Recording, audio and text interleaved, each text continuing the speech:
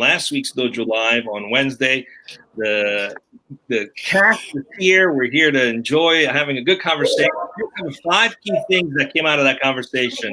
We talked about empathy, culture, the candidate experience, hiring for attitude instead of skills, efficiency versus relationship, and engagement from new hires. We may not get to all of them because we're going to try to do this in 10 minutes, but bear with us. We not only get to 2. I want to welcome the rest of my co-hosts. Kim is with us and Laura's with us. Thank you for joining today. So last week's show, we talked about the importance of creating a great experience for employees. And specifically, we focused on new hires and the experience they have. Hiring and scaling your startup was the key topic. And I thought it was interesting, many things that came up, because a lot of companies focus on the customer experience, and yet there seems to be a disconnect when it comes to the candidate experience, specifically with some recruiters who may not necessarily take the time to build a relationship. There's a lot of efficiencies. Let's just get to the point, understand what's going on. Is this the right fit? Is this not the right fit? And some of the comments that were made were about, trying to build better relationships with candidates to create a better experience.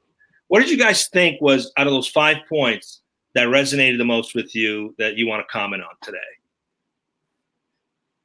Well, for me, I think it was just the idea of empathy in general. And I really liked how Chris Gannon, last week's host from Captivate, he told us one of his company values is this idea of being human, which coincidentally was a value that he borrowed from the previous employer, which I really loved. Side note, he actually reached out to the CEO of the previous company asking if he could use that value as he set out on his own venture, and he got the A-OK, which I thought was really cool, because it really, I think, speaks to the idea of the level of trust that there is with that previous relationship.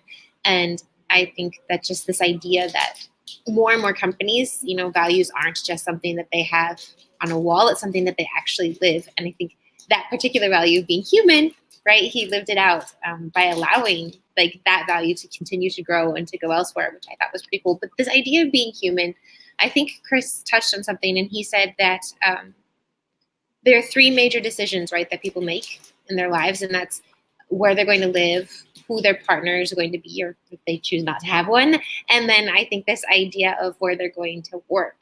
And perhaps we forget about that, where we're going to work, and just how important and critical it is that we're playing with this major factor in someone's life that's going to have a direct impact on their lives.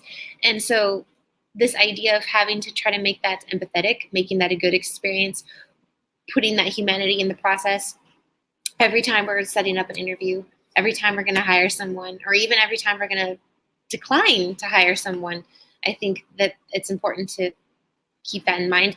And then going on, beyond that, once they are hired, the responsibility that we have as companies to make that a great experience as well. Yeah, I liked a lot the idea of hire for attitude, train for skills.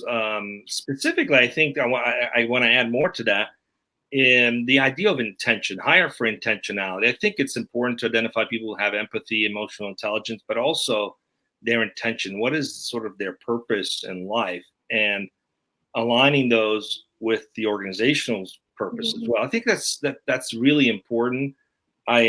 I've always believed you can train people to develop skills that are necessary to do their job, and they can learn, accounting, they can learn a good customer service. All these things can be learned, but you can't teach someone desire and intentionality and integrity. Those are things they have to have within themselves. And I'm not sure there are any tests for that, really. We discussed a few different things, but it doesn't appear there's any way to effectively do that. So it comes down to building those relationships. Recruiters are learning to ask those questions, using the gut in many cases to make a judgment call. And so I thought that was interesting. I also had this interesting post that I saw this past week. It was fascinating. It was like this executive died, and he was being judged for his good deeds and his bad deeds, and they were even. And so it was decreed that he could choose to spend some time in heaven and some time in hell, and then choose where he wanted to go. And he went to heaven and experienced this blissful experience and meditation and peaceful state of mind. And then he went to hell, and it was like a party. They were golfing, having a great time, partying. And at the end, they asked him, "So where do you want to go?" And he says, "Well, it seems like hell might be a lot more fun." So he chose hell. He goes there, and then everybody's like, "Grab a shovel and let's put some coal in the fire." And he's like, "What the heck happened?" He goes, "Well, before you were a candidate, now you're an employee, right?" So right. I just thought it was interesting because a lot of people have that experience. They go to a company, they get courted, and then they have another experience. So one of the questions came up with, I'm not sure if it was you, Laura, or Kim, that how do you determine if that's the kind of environment that you're walking into? How do you create trust that what you're representing is actually how it is? What do you guys think about that? As the person who's the potential candidate? Yeah. Oh, so we're kind of flipping it from the actual talk. Well, I guess it goes, how would I do that? It has to do with the relationship. Exactly that. How you're treated during your recruiting process should be a key indicator of what life afterward would be, right? I mean, I guess you could think of the recruiters as the equivalent of the waiter or the waitress at a restaurant or the hostess. I don't know.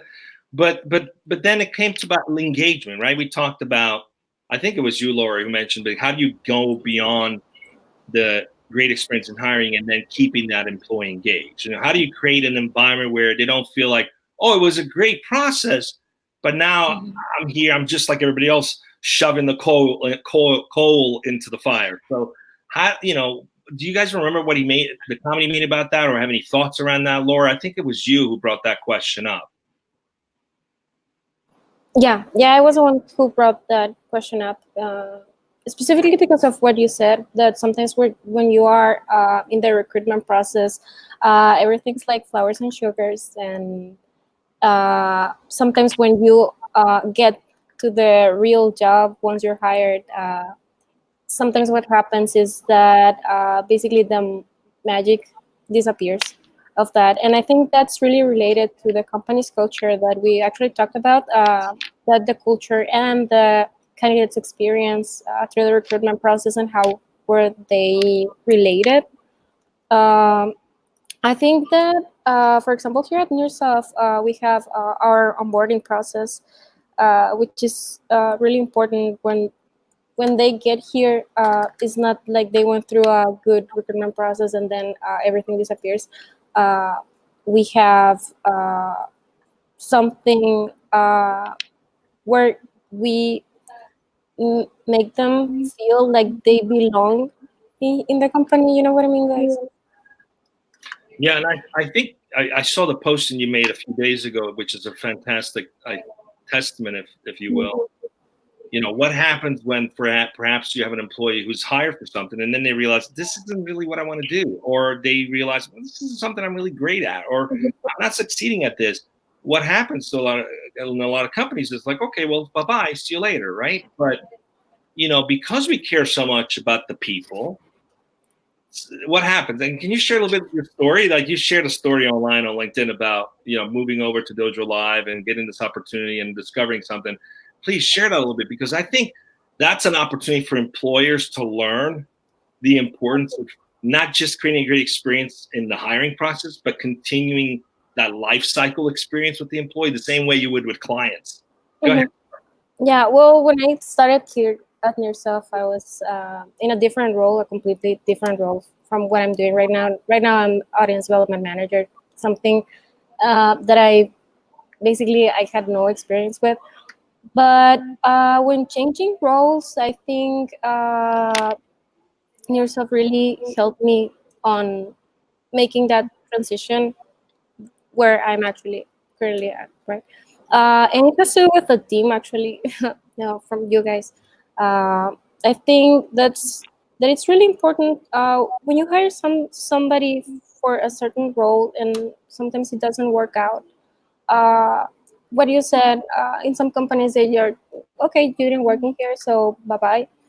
In this case was really different. I got replaced in another team, in something that I'm learning, and how can I say this? Well, they give you an opportunity to grow, and I think I found my niche. As I said on my post, is something that I've never done, but I think it's something that I really like. If look in the past is something that I would never imagine I would be working on. And yeah, that's pretty much my experience on it. I think, Kim, you'll agree with me that the outcome of that has turned out really great. And a lot of companies, I believe, miss out when they just quickly dismiss someone, perhaps who wasn't the right fit in another role, that could be phenomenal at something else. And so I encourage those who didn't watch last week's Dojo Live to check it out. You can go on dojo.nearsoft.com and check out that episode. It's hiring and scaling your startup. It's about 30 minutes. Great tips, great anecdotes, great lessons on how to create a better experience for employees. And anything else before we're done, because we're up on time. Well, I think it's just cyclic, right? This idea of empathy. If you have a great process with a company all the way from the beginning, before you're even technically part of that company, and all the way through once you're there, and that's also, I mean, it's just going to reflect itself in the way that your employees are treating your clients as well, right? I think that it all just sort of is a win-win for everyone. So I think that for me, the takeaway is just empathy. You know, that golden rule: treat others how you would like to be treated, whether that's the people who are your potentials, the people who are working with you, the clients, everything. And just try to always, you know, put on someone else's shoes and see what you would like in that particular case, to the best of your ability. Great final words of wisdom. Thanks for joining me today, and we'll talk to you guys next week. Don't forget this Wednesday, 1 p.m. Pacific, for the next Dojo Live. That's right. Bye-bye. Bye.